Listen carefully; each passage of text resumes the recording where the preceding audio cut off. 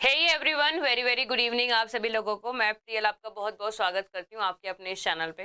तो सब RRB PO के एडमिट कार्ड रिलीज हो चुके हैं और सारे स्टूडेंट्स के मन में बहुत ज़्यादा खलबली मच चुकी है कि मैम अब क्या करें। मेरे पास कल से अभी तक इतने सारे फ़ोन कॉल्स, इतने सारे मैसेजेस आ रखे हैं कि इतने मैसेजेस तो पहले कभी शायद आए भी नहीं होंगे। इतने ज़्यादा तादाद में बच्चे मैसेज कर रहे हैं कि मैम प्लीज़ एक स्ट्रैटेजी बनाइए। तो आज मैं आपके सामने एक परफेक्ट स्ट्रैटेजी, परफेक्ट तो नहीं बोलूंगी, पर एक ऐसी स्ट्रैटेजी लेके आई हूँ जिसके बाद आपका एग्जाम क्रैक हो जाएगा। अब ये परफेक्ट है या नहीं है वो आप खुद जज करेंगे स्ट्रैटेजी को देखने के बाद। मैंने आपको पहले भी ये बात बताई थी कि आरआरबी पीओ को क्रैक करना बहुत ही ईजी है। केवल है आपको एक परफेक्ट डायरेक्शन में चलना होता है इसके अंदर। अगर आपको वो डायरेक्शन समझ में आ गया कि किस हिसाब से हमें वर्क का करना है, किस हिसाब से हमें मैथ्स पढ़नी है, किस हिसाब से रीजनिंग पढ़नी है, उसके बाद इस एग्जाम को क्रैक करने में कोई भी ज्यादा बड़ी बात नहीं है। मैं अपना खुद का एग्जाम्पल आप लोगों को दूंगी। मैंने आरआरबी पीओ की कभी तैयारी करी ही नहीं। मतलब आप सोचेंगे, मतलब मैंने कभी इसको उठा के भी नहीं देखा कि इसके मॉक टेस्ट कभी दिए, कुछ भी नहीं है। मैंने केवल और केवल 7 डेज तैयारी करी थी आरआरबी पीओ की, मात्र 7 दिन। केवल 7 दिन मैंने तैयारी करी आरआरबी पीओ की, सिर्फ 7 दिन ओनली मॉक टेस्ट दिए थे और कुछ कुछ चीजें प्रैक्टिस करी। और इतने प्रैक्टिस के बाद ही मेरा आरआरबी पीओ क्वालिफाई हो गया था, प्री भी और मेंस भी। सोचिए, अलग से मैंने कोई एफर्ट्स लगाए ही नहीं। तो आज मैं आपको वही स्ट्रेटेजी बताने वाली हूँ कि किस तरीके से हम आरआरबी पीओ को सिस्टमेटिक वे में कर सकते हैं। तो वीडियो को एंड तक देखिएगा और समझने की कोशिश कीजिएगा कैसे हमें इस पर काम करना है, क्योंकि आखिरी 10 से 12 दिन आपके पास रह गए, टाइम आपके पास लिमिटेड है। तो आप लोगों को एक सही डायरेक्शन में काम करना है। तो स्टार्ट करते हैं हम इस वीडियो को।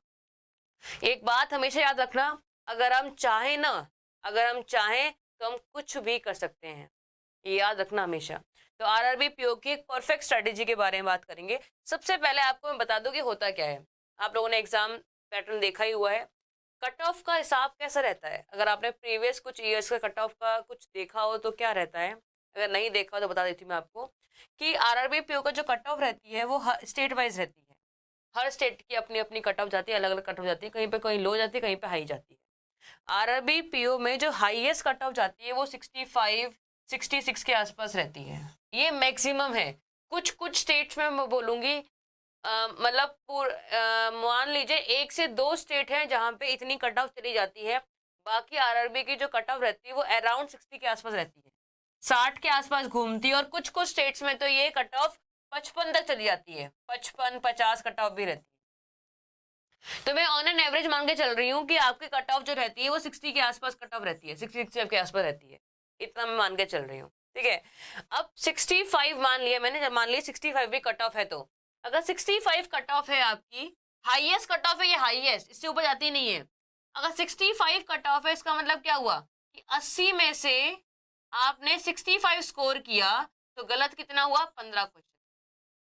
कहने का मतलब ये है कि अगर आप, पेपर होता है 80 नंबर का, 80 में से अगर आप 65 क्वेश्चन भी सही से अटेम्प्ट करते हो और 15 सवाल छोड़ देते हो, तो भी आप पास हो, बहुत ही बड़े ढंग से पास हो। क्योंकि प्री में तो वैसे भी हमें क्वालिफाई करना होता है, 65 नंबर तो बहुत है आप लोगों के लिए क्वालिफाई करने के लिए। तो हमें क्या काम करना है, हमें 65 नंबर लाने पे वर्क नहीं करना है, 15 क्वेश्चन छोड़ने पे काम करना है। हम 65 क्वेश्चंस लाने पे वर्क नहीं करेंगे, हमें 15 क्वेश्चंस कौन से छोड़ने हैं, हमें इस पे वर्क करना है बस। यही एक स्ट्रैटेजी है, आपको फॉलो करनी है। और यकीन मानिएगा, आरआरबी क्लर्क से आसान है आरआरबी पीओ को क्रैक करना। 15 क्वेश्चन छोड़ने, अब कैसे छोड़ने हैं वो देखना है आपको। पहले मैं बात करूंगी आपको रीजनिंग की। रीजनिंग की बात करूंगी, रीजनिंग में क्या होता है, रीजनिंग में केवल आपको 2 पार्ट से वर्क करना होता है। 2 ही पार्ट है, एक होता है पजल, एक होता है स्कोरिंग टॉपिक्स। 2 पार्ट है, एक पजल है, एक स्कोरिंग टॉपिक है। स्कोरिंग टॉपिक का मतलब क्या हुआ, ब्लड रिलेशन, डायरेक्शन, इनइक्वालिटी, ये ऑर्डर रैंकिंग, ये छोटे छोटे टॉपिक्स जो होते हैं ना, जो आप छोड़ के चलते हो। आप सोचते हो कि हमें तो आता है, ये नहीं करना है आपको। आपको आता नहीं है, अगर आपको आता भी है तो भी आपको करना है क्वेश्चन। अटेम्प्ट कैसे करना है, क्वेश्चन को सॉल्व कैसे करना है, अभी समझिएगा। अगर आप पजल को 2 घंटे देते हो सॉल्व करने में, पूरे दिन में अगर आप 2 घंटे क्वेश्चन सॉल्व करते हो पजल के, तो ये मानिए कि 2 घंटे में आपको 10 से ऊपर पजल सॉल्व करनी है, 2 घंटे में। कितनी, अगर आप 2 घंटे दे रहे हो पजल को सॉल्व करने के लिए, 2 घंटे में आपको कम से कम 10 तो मैंने कम से कम बोल दी है, 15 से 20 पजल आपको सॉल्व करनी है। मैं टारगेट ही लेके ये चलती हूँ कि आप 10 मिनट्स में, होना तो ये चाहिए 5 मिनट में आपको एक पजल सॉल्व करनी, लेकिन फिर भी मान के चल रही हूँ आप 10 मिनट्स के अंदर अंदर आप एक पजल प्रॉपर्ली सॉल्व कर लेते हो घर पे बैठ के। तो कम से कम 10 से ऊपर पजल सबको सॉल्व करनी है एक दिन के अंदर। कितने दिन में? एक दिन में 10 से ऊपर पजल्स। दूसरा है आपका स्कोरिंग टॉपिक। अगर आपने 2 घंटे पजल को दिए, जो आप देते हो ये मैं मानूंगी, लेकिन आप किस पे ध्यान नहीं देते हो? स्कोरिंग टॉपिक्स पे। ब्लड रिलेशन टॉपिक हुआ, ब्लड रिलेशन हो गया, आपका ऑर्डर रैंकिंग हो गया, आपका डायरेक्शन हो गया, ये टॉपिक आप सोचते हो इजी है मानूंगी मैं, पर इन पे प्रैक्टिस बहुत जरूरी है। इजी है लेकिन प्रैक्टिस जरूरी है आप लोगों को। तो आपको रोजाना 50 क्वेश्चन सॉल्व करने हैं। अब आप बोलोगे मैडम 50 सवाल कहाँ से लेके आए? कोई बात ही नहीं है आपके पास 50 सवाल, जो क्वेश्चंस कर लिए रिपीट कर लो, कोई दिक्कत नहीं है। रिपीट करके करते रहो क्वेश्चंस को, कोई फर्क नहीं पड़ेगा, लेकिन आपको रोजाना 50 सवाल सॉल्व करने ही है। अगर आप 50 सवाल डेली सॉल्व नहीं करोगे इस टॉपिक से, तो आपके चीजें सॉल्व आउट नहीं होंगी, आपको स्पीड नहीं आएगी। चाहे आप ऐसा करिए कि भाई 10-15 क्वेश्चन इसके, 15 इसके, 10 इसके, कैसे भी कर सकते हो। अगर आपका मन है कि आप एक दिन में एक टॉपिक करना है तो एक टॉपिक कर लीजिए। अगर आपका मन है कि एक दिन में आप 2 टॉपिक कर सकते हो, 2 टॉपिक कर लिए, आधा आधा कर लीजिए, कोई बात नहीं। 25 सवाल इसके, 25 इसके, मतलब ओवरऑल मेरा मानने का कहने का मतलब ये है कि आपको एक दिन में 50 क्वेश्चन सॉल्व करने, जिससे कि आपकी स्पीड बनी रहे। ये काम हम आने के लिए नहीं कर रहे, स्पीड को बनाए रखने के लिए कर रहे हैं, क्योंकि हमें रीजनिंग में 40 में से कम नहीं तो 39 नंबर लेके आने हैं। 39 से कम नंबर आना बेकार है, बेकार है, क्योंकि आरआरबी पीओ का एग्जाम सबसे इजीएस्ट एग्जाम है। अगर जितने भी पीओ के एग्जाम्स मानोगे, सबसे आसान पेपर जो आने वाला है वो आरआरबी पीओ का पेपर होता है, सबसे आसान। ठीक है, तो आपको क्या करना है? आपको ये काम करना है फर्स्ट डे, 2 घंटे देना है इसको, 2 घंटे देना है इसको। इसमें 10 से 12 पजल्स आपको डेली सॉल्व करनी है, इसमें आपको 50 क्वेश्चन डेली सॉल्व करने हैं। ठीक है, प्रैक्टिस कहाँ से करनी है ये भी बताऊंगी मैं आपको, मैं सोर्स भी बताऊंगी, अभी थोड़ा सा वेट कीजिए। नेक्स्ट है आपके पास मैथ्स, जिससे बहुत बच्चों को डर भी लगता है, कुछ को अच्छी लगती है पर कुछ को डर भी लगता है, और ज्यादातर बच्चे वो हैं जिनको डर लगता है, कुछ ही बच्चे ऐसे हैं जिनको इसको आसान लगती है। तो मैथ्स की बात करूंगी, मैथ्स की। अब मैथ्स में आपको करना क्या है ये समझिएगा। मैंने शुरुआत में बताया था आपको कि आपको 15 क्वेश्चन आप आराम से छोड़ सकते हो, 15 क्वेश्चन आराम से छोड़ सकते हो, तो आप उस अपॉर्चुनिटी को यहाँ पे यूज कीजिए। आप 40 में से 15 क्वेश्चन हटा के चलिए भाई, 40 में से 15 क्वेश्चन हटा के ही चलिए, तो ये मान के चलिए केवल आपको 25 क्वेश्चन ही अटेम्प्ट करना है मैथ्स में। लो भाई, आधी टेंशन तो यहीं पे खत्म हो गई होगी आपकी।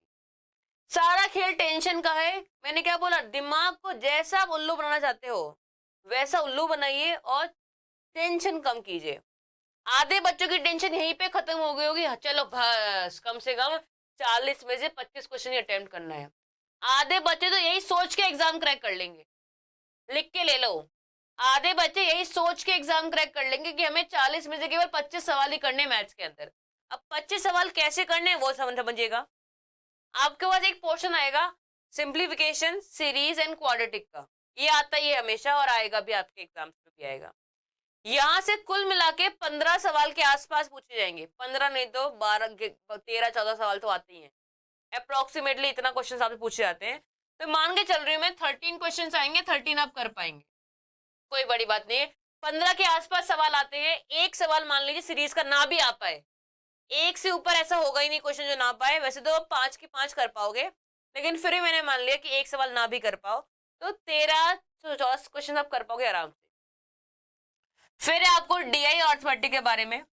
डीआई आपको कम से कम 10 नंबर की आएगी, 2 डीआई आती है आपके एग्जाम में, यहाँ पे 2 डीआई आएंगी। और 2 डीआई कैसी आएंगी समझ लीजिएगा, या तो एक गोला ही होगा या तो एक ग्राफ ही होगा। ठीक है, बहुत ही मिनिमम कैलकुलेशन की आती है, सबसे आसान डीआई आती है। आरआरबी, पीओ और क्लर्क सबसे आसान पेपर होते हैं क्रैक करने के लिए, पता है आपको। सिंपल डीआई आती है, अगर आप चाहोगे नॉर्मल प्रैक्टिस के साथ भी अगर आपने किया है तो भी आप इसमें से 5 से 6 क्वेश्चन आराम से अटेम्प्ट कर पाओगे। दूसरा है अर्थमेटिक। अब कुछ बच्चे को क्या लगता है कि अगर हमने अर्थमेटिक नहीं करी है तो हम तो पेपर अटेम्प्ट ही नहीं कर पाएंगे। और आपको यकीन नहीं होगा यहाँ पे मतलब ऐसे ऐसे बच्चे होते हैं जिन्होंने कभी अर्थमेटिक नहीं पढ़ा होता है, अर्थमेटिक कभी नहीं पढ़ के जाते हैं, केवल इन 2 टॉपिक से ही वो एग्जाम क्रैक कर लेते हैं। होता है ये, सच बात है। बिना अर्थमेटिक को पढ़े केवल इन 2 टॉपिक से करके वो एग्जाम क्रैक कर लेते हैं हम ना। इसमें से अगर 1-2 सवाल भी अटेम्प्ट कर पाए तो बहुत है। 1-2 सवाल तो आराम से अटेम्प्ट कर ही पाते हैं हम लोग, 1-2 क्वेश्चन यहाँ से अटेम्प्ट कर दें और एग्जाम क्रैक हो गया उनका। तो अगर आपको अर्थमेटिक डर लगता है, अगर आपकी अर्थमेटिक तैयार नहीं है, तो आपको इतना घबराने की जरूरत नहीं है। अगर आपको बिल्कुल ही अर्थमेटिक नहीं पढ़नी है तो आप पूरा पूरा फोकस रखिए डीआई के ऊपर। 2 ऑप्शन है आपके पास। अगर आपको बिल्कुल भी अर्थमेटिक नहीं पढ़नी है तो आप पूरा फोकस रखिए डीआई के ऊपर, अर्थमेटिक को देख के ही मत जाओ। लेकिन फिर भी मैं आपको ये बोलूंगी, डीआई अर्थमेटिक को बैलेंस करके चलते हैं हम, दोनों को बैलेंस करके चलते हैं कि भाई कुछ इसमें से कुछ इसमें से करेंगे हम। कैसे करेंगे देखो, 5 से 6 सवाल आप करें डीआई के अंदर, जो आप आराम से कर पाएंगे, आराम से कर पाएंगे। अगर सवाल डीआई का बड़ा है, लेंदी है, क्वेश्चन बड़ा है, तो छोड़ दो उसको ना, छोटा सवाल अटेम्प्ट कर लो, ज्यादा बड़ा क्वेश्चन में अटेम्प्ट ही नहीं करना।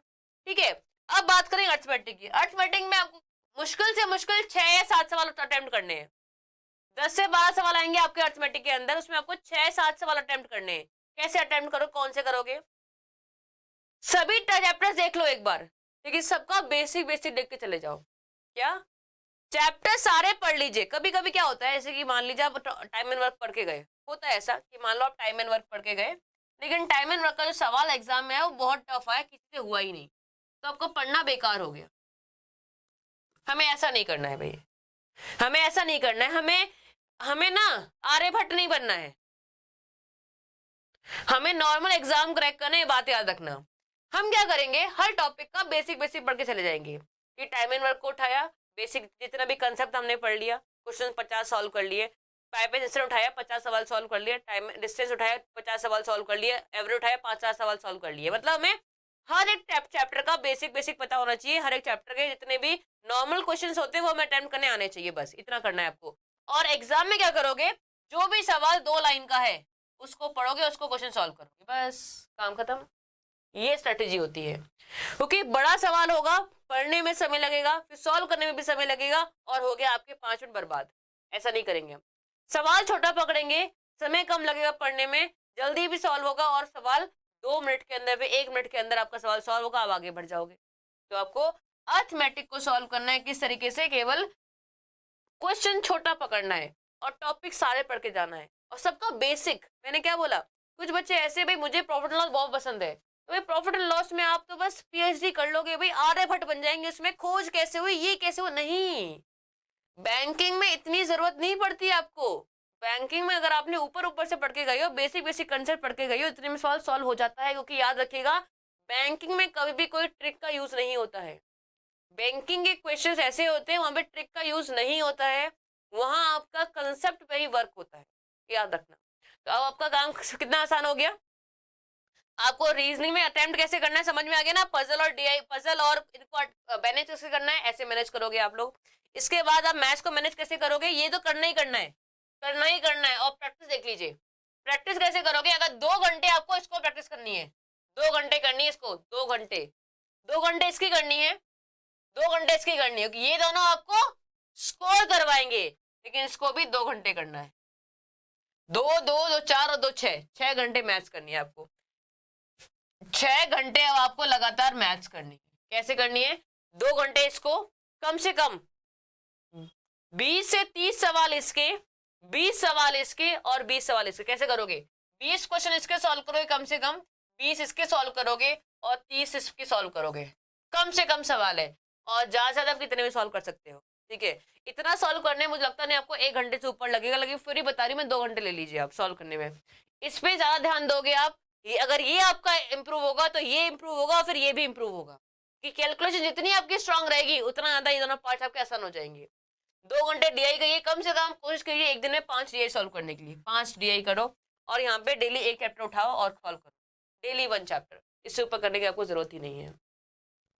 तो ऐसे करने से क्या होगा, देखिए बहुत आसान तरीका है। अगर आपने रीजनिंग में 39 मार्क्स भी लेके आते हो और मैथ से 25 सवाल भी करके आते हो सही से, तो 64 मार्क्स होते हैं, और आप पास हो, और आप पास हो, बस इतना ही करना होता है। आरआरबी पीओ को क्रैक करना बहुत आसान है, केवल एक परफेक्ट स्ट्रेटेजी चाहिए होती है। मैंने शुरुआत में ये चीज बोली थी। अब क्वेश्चंस कहाँ से करोगे, ये सब पढ़ोगे कहाँ से, दिक्कत ये भी तो है ना। तो इसके लिए समाधान बताती हूँ मैं आपको। समाधान ये है कि मैंने एक बैच स्टार्ट किया है आपका, बैंकिंग स्पेशल ये बैच है। आपको लगा मैडम तो प्रचार कर रही है, प्रचार नहीं है, आपके फायदे की बातें बता रही हूँ, समझना। ये बैच है, प्रादित ऐप पे अवेलेबल है। आप यहाँ पे इस नंबर पे कॉल करो, आपको मिल जाएगा।